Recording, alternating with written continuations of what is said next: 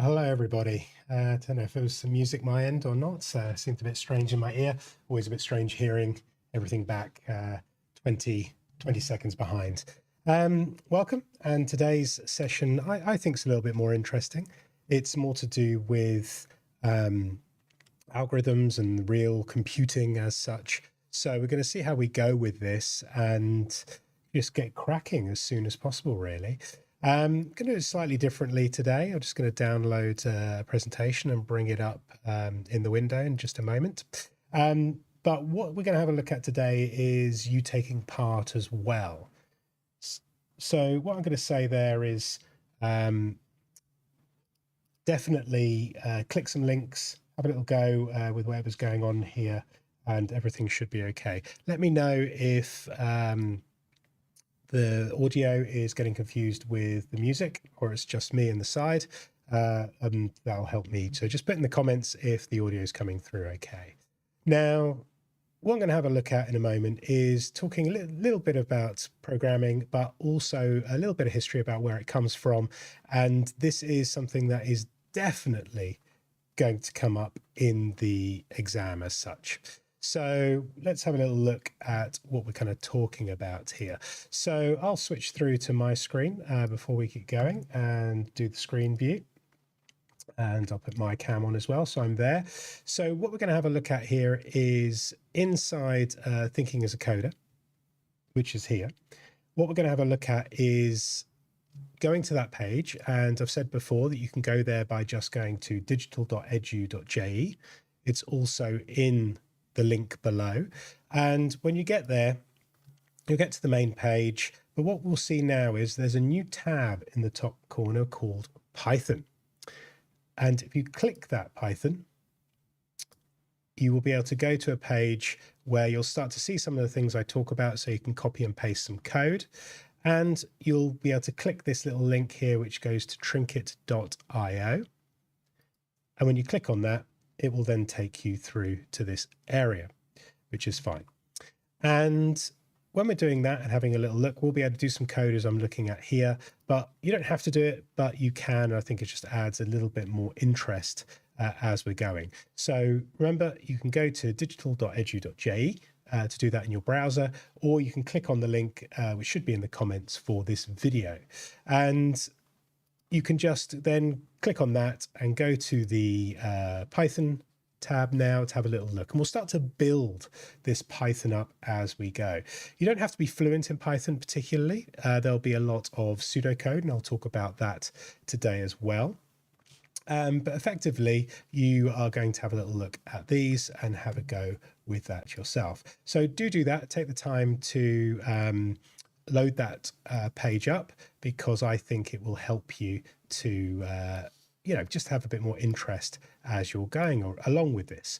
So take your time now, go to that site and do that. I'm just going to bring up the presentation that we can have a little look at in just a moment here, and ready to go with that one. So we're going to have a little look today at demystifying the term algorithm. Okay, because it can be quite a scary sounding word, but it's not really that at all. So what is an algorithm effectively? So when we have a look at what an algorithm is, we can then go through to the more detail about real world examples, looking at sorting algorithms, talking about this term pseudocode, have a little talk about Alan Turing, very important person, and have a little quiz at the end. So effectively, an algorithm, while it sounds difficult, is really just a set of instructions. Well-defined instructions. We'll get to that as well later on. It's really important that an algorithm is precise and as efficient as it can be. There's good algorithms and there's bad algorithms, and there's algorithms that just don't work. So we're effectively going to look at efficiency of algorithms and trying to get that thinking as a coder attitude, where we can see more interesting ways of doing the programming or the coding, and we can write them in pseudocode, which we'll talk about later, so you don't have to know everything that goes along with those. So defining an algorithm, you can think of an algorithm as anything that you do that has a set of instructions. So what I'd like you to do in the chat as I talk about my own examples here is try and come up with some ideas yourself about, or put in the chat, what you think an example of something you could write an algorithm for. So for me, recipes are a good one. Baking cookies or playing a board game, because they have defined rules. When you're looking at a recipe, you have the stuff that you've got to make, the grams, the milliliters of stuff. The order that you put them in is very important with cooking all the time. And it's like I said, a one step, next step, next step. Now there's different ways to do baking a cookie, right? Some probably better than others. But if you forget about something, or you're not precise about what you're saying, then this is going to be really difficult for people to follow. And there may be shortcuts. The order is very important. So the same with playing a board game. You know, what happens when you roll a 6? What happens when you get to certain squares? What are the rules of the game that you must follow to go through? Now, while we might be able to say these things in words, we've got to be able to convert this for computers to understand. Okay. Now, for the purpose of the online quiz, when it comes to doing this, if you want to do it, there'll be a lot of multiple choice questions, and there'll be something called pseudocode. But I'm going to try as much as I can to get us to work in Python, because it's nice to learn a language. But you need to just understand that you don't have to get Python completely, although it'd be great if you could, because you can just say things as a computer might say them, and there's going to be lots of room for error. So we'll have a little look at some examples for this. So let's look at baking a cookie. So we've got these real world examples, and we've also got what we call natural language, not computer code, not pseudocode. We've got natural language here. We would say, mix the dry ingredients, cream the butter and sugar, beat the eggs, stir in the dry ingredients, set the oven temperature, set the timer, all these things. But this is like a terrible order, because if you get the ingredients and you mix them together and then you set the oven temperature, you've wasted time, for example. So the order of this is really important. You should have maybe put that to the top. Otherwise, you've got time wasted, and maybe something's going to happen with the ingredients and it's not going to be as good as it once was. So we can get these ideas together where we have things that we can do, and we can write them down going, oh yeah, this is all the stuff, and then we can go back to it and try and make sense of it. Now there is something that we can do here which makes it even easier to follow, and that's use something like a flowchart. And flowcharts enable us to plan out our programming before wasting our time and doing stuff. So it's always good to have the idea in your head. And when you get better at coding, you can kind of start to think in flowcharts as you go through. So the example of the cookie that we have here might look like this. And we're going to talk about these shapes in a moment, because that's something that could come up on the quiz. In fact, it's definitely going to come up on the quiz that I'm going to give you going forward. And they all mean something. There's processes, there's decision makings, and there's start and ends. Now, obviously the start and ends, like these kind of, we call them pill shapes there. We've got our decisions that look like these diamonds here, and we've got the processes, which are just squares. And we're going to look at the other examples going forward for those other trapezium shapes and that other options that you have. And this is much better because here we've got all the ingredients together here. We then preheated the oven to a temperature, so obviously an American one, 375 Fahrenheit rather than centigrade. And then we've gone through, beat the mixture. And then here's a decision. We've got something here that says, is the mixture creamy? So it's like making pancakes. You could beat them a couple of times, but then it's still lumpy, and that's awful pancakes. Or you could just keep looking at it, and there's no point saying beat it 10 times, because different people will have different skills in doing that. Some people might just be stirring it gently, some people may be really going for it, and some people will do it quicker than others. So there is a kind of visual check that you might do, which is done here in this decision. And then we go through and we do these things. Now we talk about algorithms in this way, like tying a shoelace or getting up in the morning, getting dressed, because these are things we can think about in our heads that is simple things that we understand. So when we talk about algorithms, it's any process that we go through, but we can then start to make these better, more efficient, and we can use the right shapes. So there's certain words. Oh, there we go. Certain words that we've got here. Deterministic, that basically it means consistently produce the same output for the given input. It means every time you do the cookies, does it come out the same? Okay. And if you're not doing things in the right way, or you've not been clear enough, or you're letting people mix things in different orders. So maybe it's the flour, then the eggs, then the milk. Maybe that's not a good thing.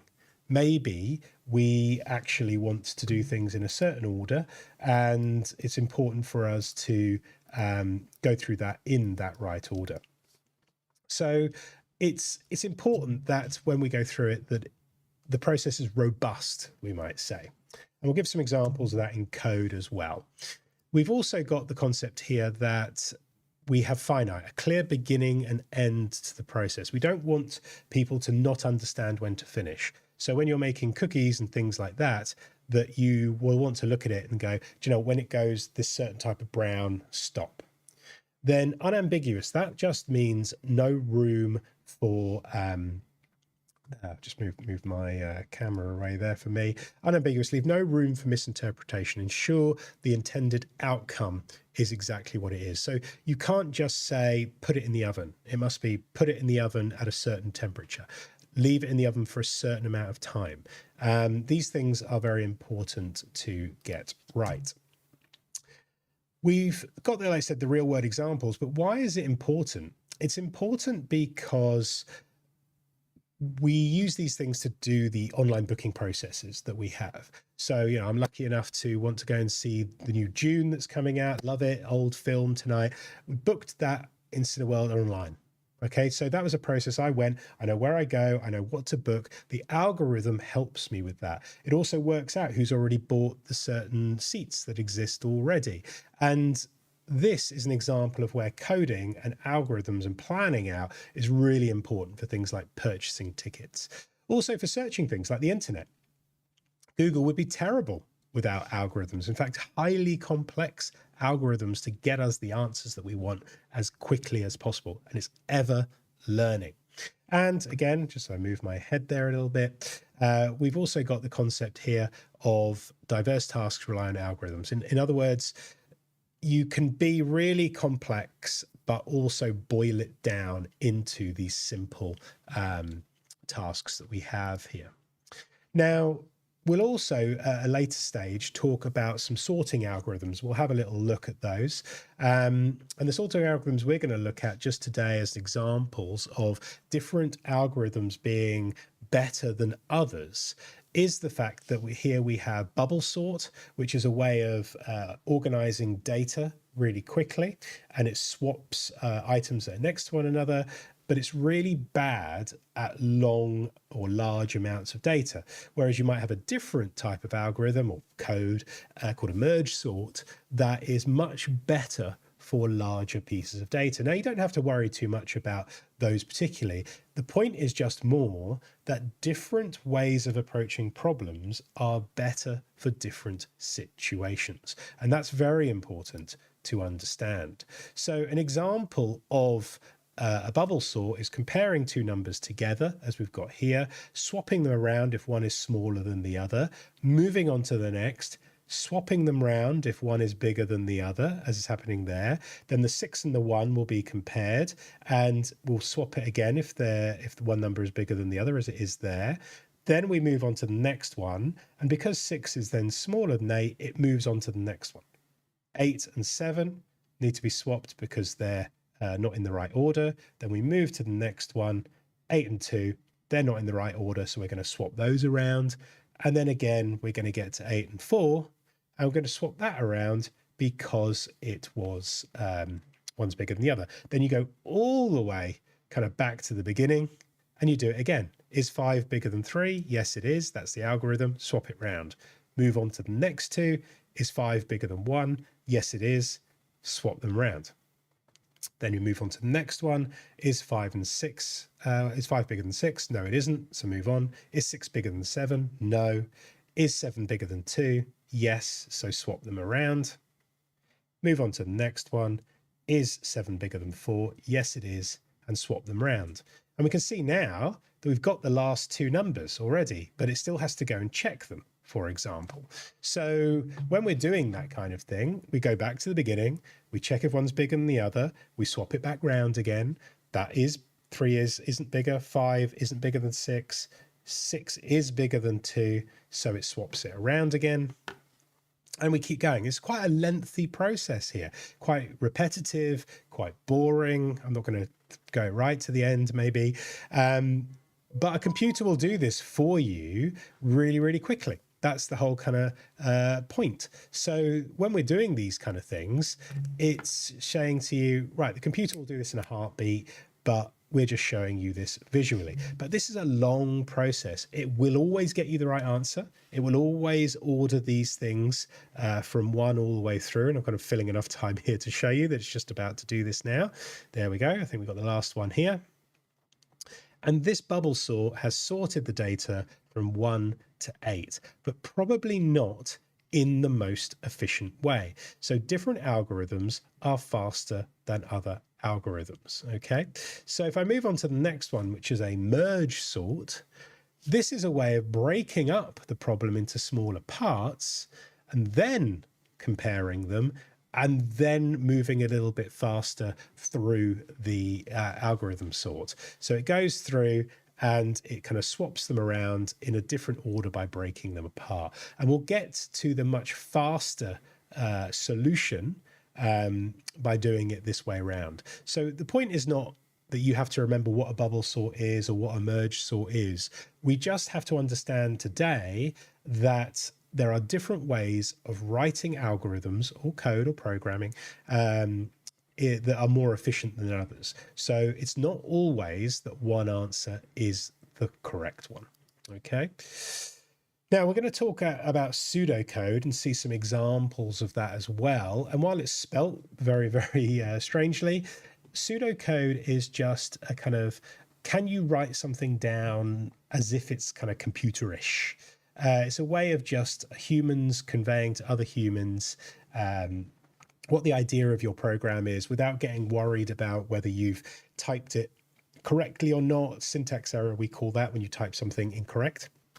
You don't have to worry about that. So the odd spelling mistake won't matter. The order of things will matter, but you can be quite vague about how you say things. So it's not, it's human readable. So you should be able to give it and people should be able to see it. I'll give some examples of that in a moment. And it should be just aid people to communicate and send it away and have someone maybe better than you write the code, or maybe you'll be the coder by the end of this. And we're not bogged down with, like I said, the ideas and the complexity of it all. Now, one of the kind of key people about kind of algorithms and AI was Alan Turing. And arguably, he won the Second World War for us. And code breaking was a way that one army could send another code to another. And we're not going to delve into the code too much, but code breaking was very important during the First and the Second World War, more so in the Second. And Alan Turing said, and he was often known as the father of artificial intelligence. It is very on topic right now with AI everywhere. And it said, could a machine ever be said to have made its own decisions? Can a machine have beliefs? Could a machine make mistakes? And could a machine believe it made its own decisions? So these were things that Alan Turing was asking decades ago that we're dealing with today. And right now, computers cannot make their own decisions. A computer cannot make its own random number. I'll talk more depth about that when we come into the programming of random numbers. It can trick you into thinking it's giving you random numbers, but it actually uses things like logarithms, pi, lots of complex mathematical ideas to create the illusion of a randomness. And because it can't be random, it can't be said to make its own decisions. So at the moment, this is still the world of sci-fi, but we definitely know a machine can make mistakes, because of anyone that's used ChatGPT or anything like that will find out that is absolutely making lots of mistakes right now. But Alan Turing was asking these questions many decades ago. Very interesting guy. And this just shows you how long ago it was. This was the types of machine used to try and break the codes that the Germans were sending through. So we're talking very, very old technology. And the kind of pictures that we deal with, oh, there we go, just go through here and skip this track. I think there was a video in there. There we go. If we have a little look at this one, we can then see here that this guy, Tommy Flowers, he designed that big machine that you're seeing there called Colossus. And it was the first computer programmable computer. Look how big it is. Alan Turing was the mathematical genius that developed this kind of computer science of algorithms, and he's known as the father of intelligence, as we've said. And they were using it to break this machine called the Enigma machine. And it was a very interesting story, but it just goes to show how computers have become a vital part of our lives. So the conclusion here is, like I said before, we get some practical examples now, which you can follow along with, is that term algorithm, they're very powerful, but it just means a set of good, concise, clear instructions. And we can use it on everyday processes, going through from booking the cinema ticket, like I talked about, to understanding the digital world and code breaking and doing this kind of cryptography and really interesting cybersecurity element that we do. Cybersecurity, very interesting part of computing. So let's have a look at some examples for this. And like I said, when we're doing this, I won't save that, I cancel the program going through, drop that to the side. So when we're going through this, as I've mentioned, you can follow through on Trinket. If you can't be bothered here to go straight to this page, we can go straight there by doing trinket.io/Python. That's the quick way to get there. And you could follow along with this code to go through. So just before I do that, I'm going to show you that the following of the code isn't vital as long as you understand what's going on. Because this is an example that we have here of pseudocode. where we say thing like output, the computer asks you what's your name. Output means what the computer's asking you. Then we might input, we might type in the user's name. So we're just saying there. Then we're going to store that information and we're going to call that name. And the word we're going to use is a variable, which just means it's something that can change. So if somebody else came to our program, they might type in something different. And then the output is going to always say hello. And then it's going to add that variable called name. So that will type it in for me, hello, and then Rory. And then output, how old are you? And there's another question the computer's asking you. And the user, we, must input that information, input their age. That's stored under something we're now going to call age. And then we're going to say if the age is, now this is a key moment here, greater than or equal to. So different to what you see in maths. We can't draw that kind of chevron with the line underneath it. We have to just do greater than equal to. I actually think that makes more sense. Then you are aged to perfection. So old people there, or you're a spring chicken. And we have if or else's. So we'll deal with this as we come through, but as long as you can kind of read that, we're going to be able to follow the online exam for British Computer Society. But so when I'm doing this code now that you're about to see, do not worry if you miss things and you can't get that to work, because as long as it looks good enough, you'll be okay. So again, you can go to trinket.io/Python, and I'm actually going to copy that now straight out there, and I'm going to paste that into here. And one of the things that we could do straight away, as I type that in and wait for it to load up, here we go, is we have this code. I'm going to zoom into it in a moment. Whenever you do this with Trinket, and I'm going to zoom in, it will always have like some example or something in there. All you have to do is highlight the text in there, delete it, press play, and everything resets itself. So don't worry, whatever you see, you can just delete stuff and reset it. And just to prove, we did it in the last session. I'm going to keep repeating certain things so people that are new can do it. If we do print, which just means to display, and we open a bracket, it will close a bracket for us there. And I use speech marks and it closes them again. And I can do hello world, always doing the same example each time to press play and do hello world.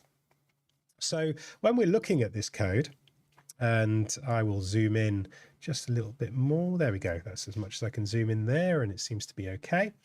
So that's just an example of printing what we call a string, or words or letters.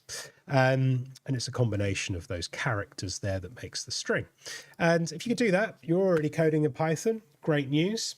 And we can then talk about that term variable. And I'm just going to actually press enter below this. And I'm there going to say A equals 3. B equals, and it doesn't actually, I'm just going to show you that you can still not use spaces or use spaces. It's good to do the same thing, but I'm just showing you. And then print in brackets, and I don't need the quotation marks because I'm now going to deal with some numbers, A plus B.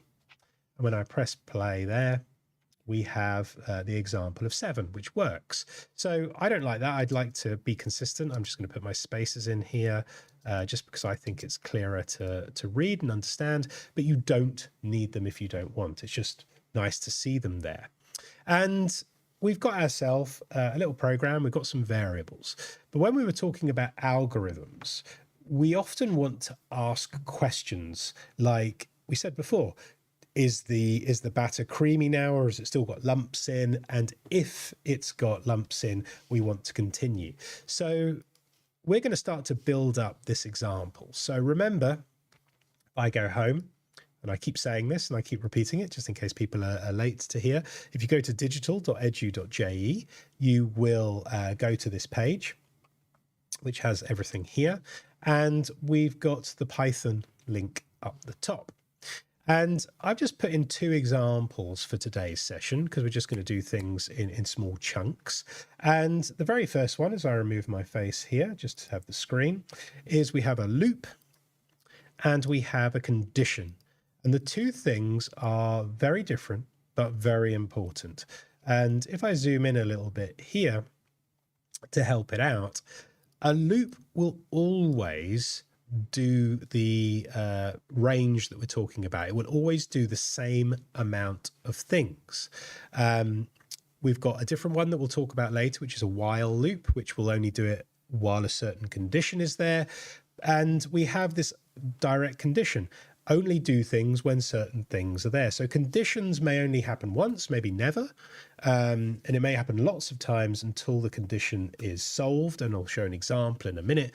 But loops will always do something the exact amount of times. So let's start with the easiest of all of these, the loop here, which just does things in a fixed amount. And if I come into my Python here and just replace it, I'm just going to show you a couple of different things. What I'm going to do here is we're going to say now, and I'm going to go through this specifically here. We're going to say for I, which just usually stands for integer. It just means for a number.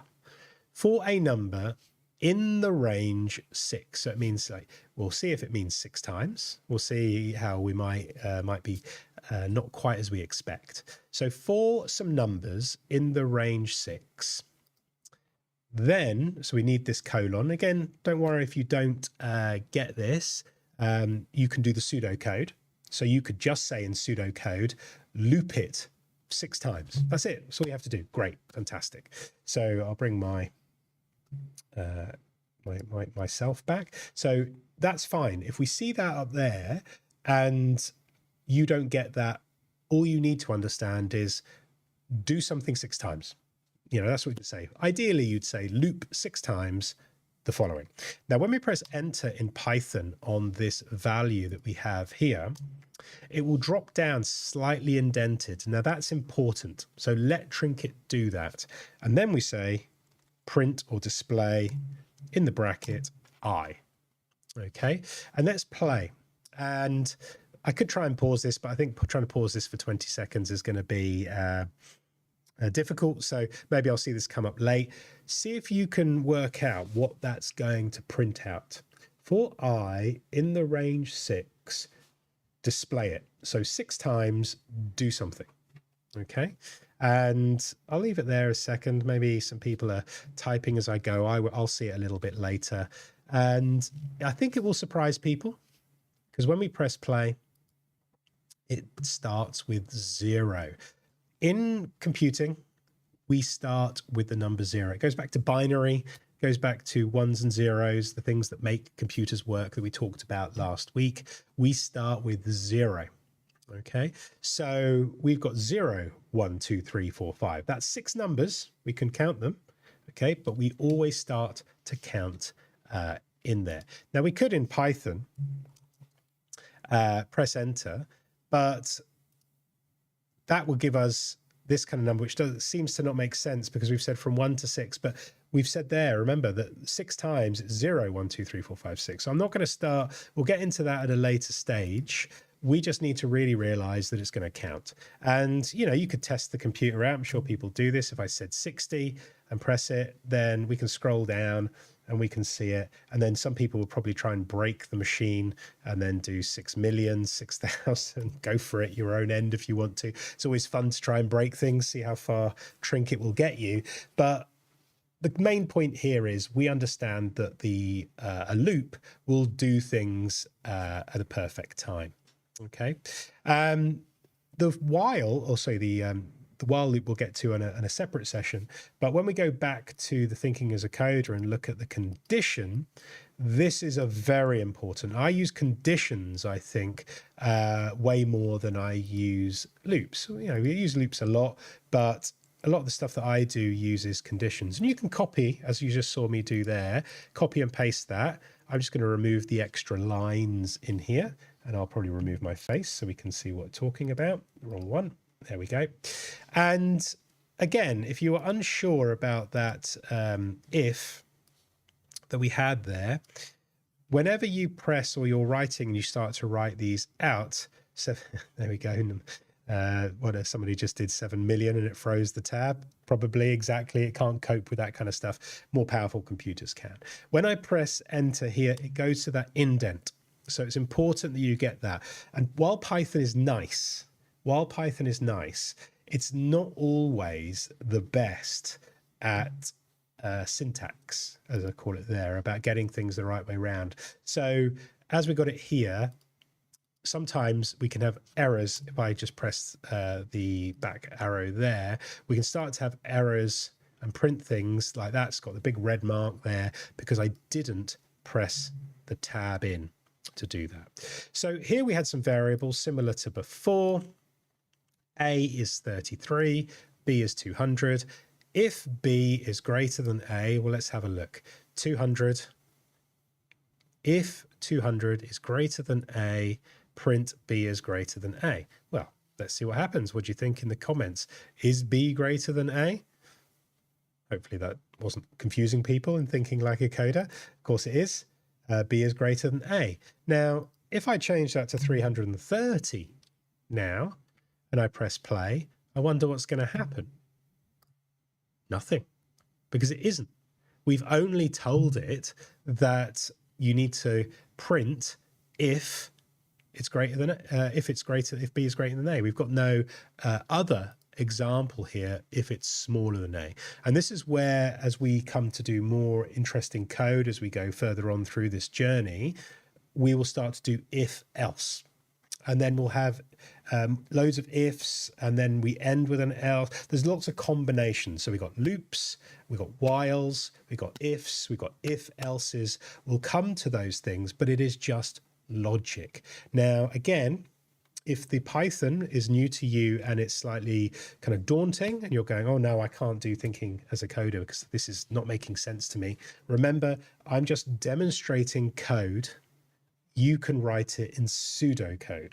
So you could write this in my example here. You can say, make a variable 330. Okay. Then you could say the same thing. I'm just going to copy paste, save me typing it out.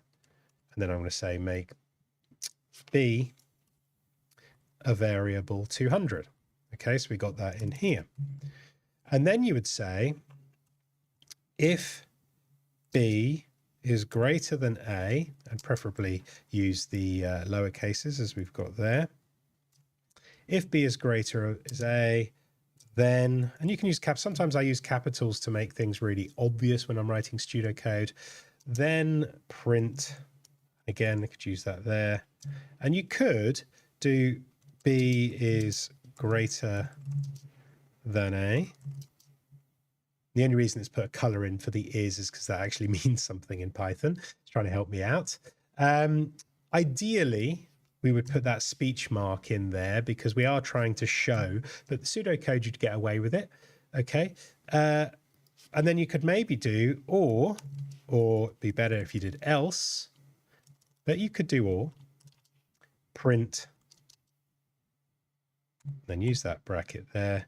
A is greater than B. So we can start to write these things in this kind of pseudocode. Now, hopefully, maybe, and I will probably stall for this bit, if you're looking at that code, I've got an error with that pseudocode.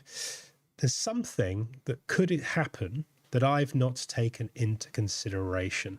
So it'd be interesting to see if, while I'm stalling, and I'm going to take a question from the chat in a second, can somebody see what might happen for my pseudocode there that I haven't explained? So I've said make A a variable a number, make B a variable a number.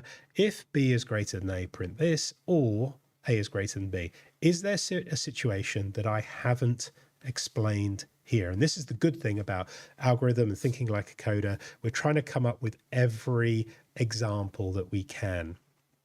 So basically for I in value greater than range, print I. Yeah, so that's a very good example, Daffy, with the end there.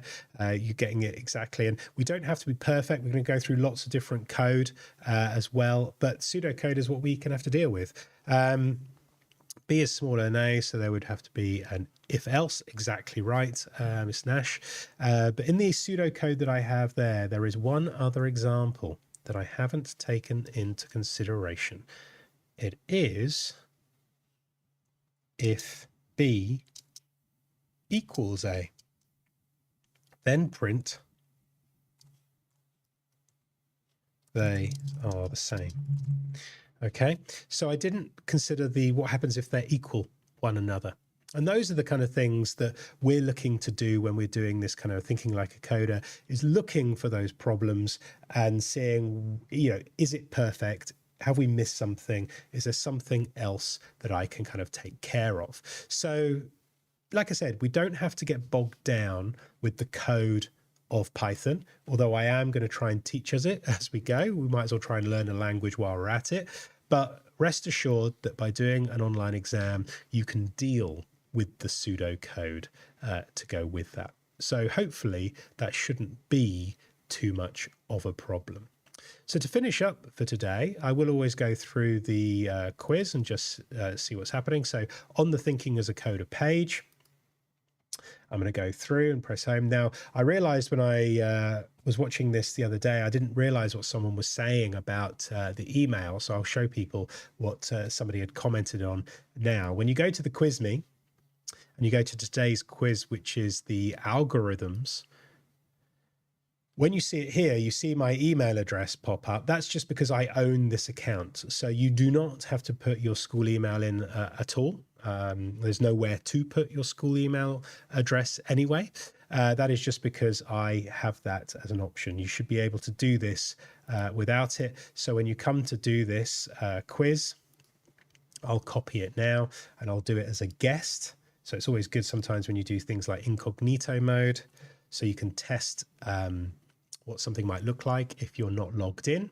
So if I test this, oh, there we go. There's my test. I'll go to forms. So what we've got with forms, which is also really great, which I'd love to test live, is when you're looking at forms, and I've got different forms and quizzes here, and the algorithms quiz that we have, clearly had two there that I didn't allow. And when we go into settings for some forms, this happens with Microsoft as well as anything else. If I can grab my settings now, go into that, script editor, send. Pre-filled, here we go, logged in, there we go. Algorithms do not collect the email address, that's fine. And I think everything's okay, but I will just double check that. There we go, settings. And what I've probably done here, if I go down to these settings, is I've said only if you're in my email address. So I'm just gonna have a quick look at that. Responses, none so far. Settings, not in locked mode. Immediately make this a quiz. There we go. 1 point responses. There we go.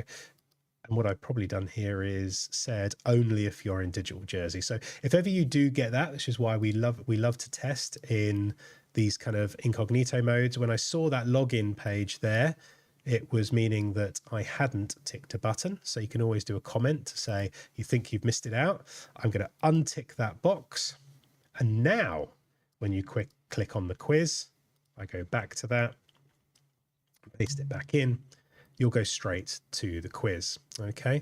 It says you can sign in to save your progress. There's no need for that at all. You can just go through and put your last name, first name and school, and then go through the multiple choice quizzes. Feel free to Google answers away. So the more difficult one here might be the processes that we're going to have a look at. And it's important to know when you're looking at flowcharts that we have a start-stop pill, which just means there we start and stop with those icons. Anything that we're making a decision of is a process. A decision is this kind of triangle. Is it yes or no? And the inputs and outputs, the things that we typed in there. So our program that we had over this corner, when we had our inputs, that was going to be when we typed in before, what's your name, what's everything else as we go through. So we can find these around, and that's kind of the part of today. The kind of homework is to do a little bit of search if you can't find something and see if you can find where I've got this from. You can have a quick pause, maybe look at the address bar It's the BBC Bite Size. It's a good website, and have a look for those. But effectively, we have these flowcharts that are important to do. And as we progress with the algorithms and the programming, we're going to get more into or more specifics about that to go forward. So I know someone has just found the quiz, but I will repeat it. Whenever you go to digital.edu.je, which I'm hoping you're all going to bookmark away, then it will take you to the homepage,